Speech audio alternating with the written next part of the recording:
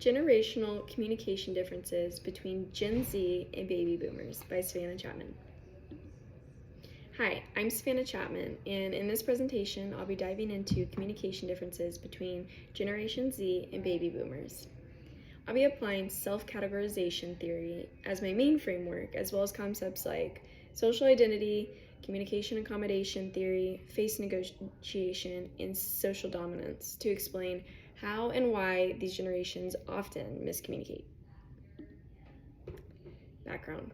Let's begin with some background information. Starting off, we have the baby boomer generation.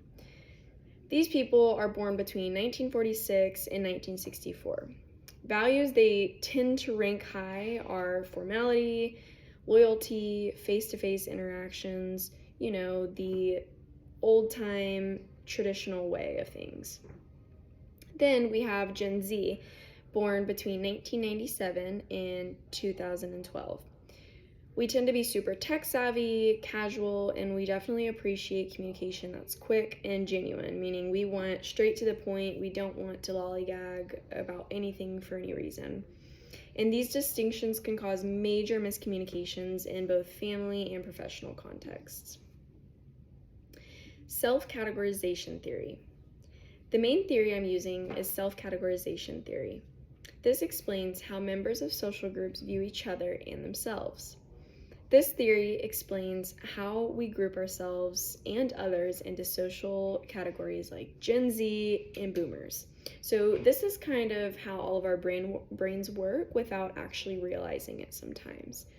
And after we group individuals, including ourselves, we begin to behave in a way that shows what we perceive to be the normal way of our group, the norms of our group. And then we begin to look at others who are different than that as outsiders, or in a different group as outsiders. Boomers, for example, they may see Gen Z's texting habits as rude or lazy, and on the other hand, boomers demand formal emails or phone calls, and to us that may seem old and just ineffective. And when I say us, I mean Gen Z. Because Gen Z's grown up with such a fast-paced world and technology and social media, it is harder for us to kind of wait for the punch or wait to get around to things. It's just whatever's quickest and easiest to get something done. Next, we have the social identity theory. So the next theory I included was social identity theory. And the best way to explain this is every group that exists is proud of their core values, and that's where this theory comes into play. So are your core values family? Is it religion? Is it personal growth? Is it your health or work and life balance, or just having fun, or just whatever it may be? Your values, you just really are proud of them and you hold on to those. So Gen Z supports openness and change, but boomers tend to see themselves as traditional and hardworking. So boomers versus Gen Z mindset, this may result with each group believing that their communication style is the correct way, which can cause major issues when everybody thinks that they're right.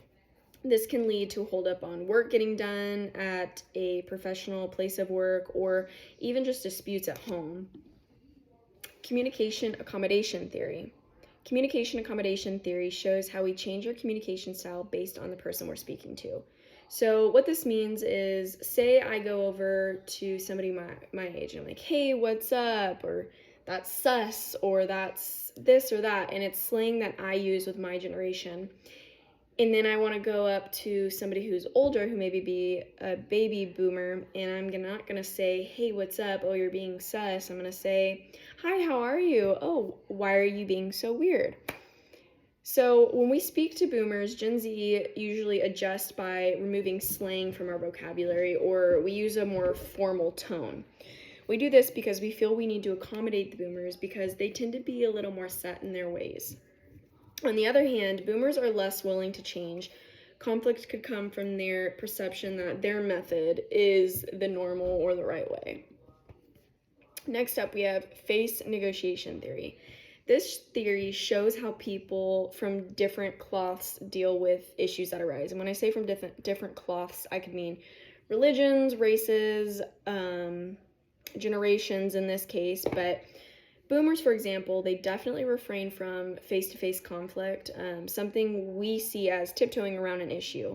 So Gen Z, on the other hand, we are very vocal and direct in with how we feel and what we want said, whereas this generational severance can cause conflict because boomers may see Gen Z as being disrespectful, while Gen Z is just craving for the boomers to be more honest and more direct because they tend to, like I said, tiptoe around an issue or refrain from saying maybe the whole truth.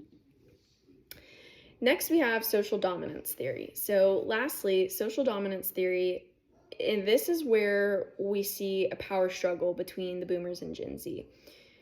Due to the age difference, this is where boomers tend to think they're kind of owed superiority over Gen Z because the age gap, and they have, this experience of the world that we don't have.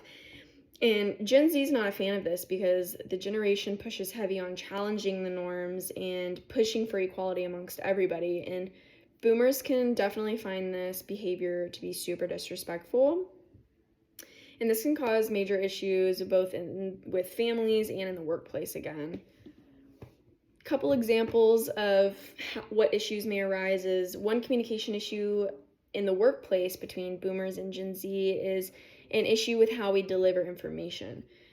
If Gen Z has something super important, we may go straight for a text or a quick email with some slang in it and to handle something, while the boomers would have expected you to come in person and tell them face to face, and not over the phone, not over any source of technology.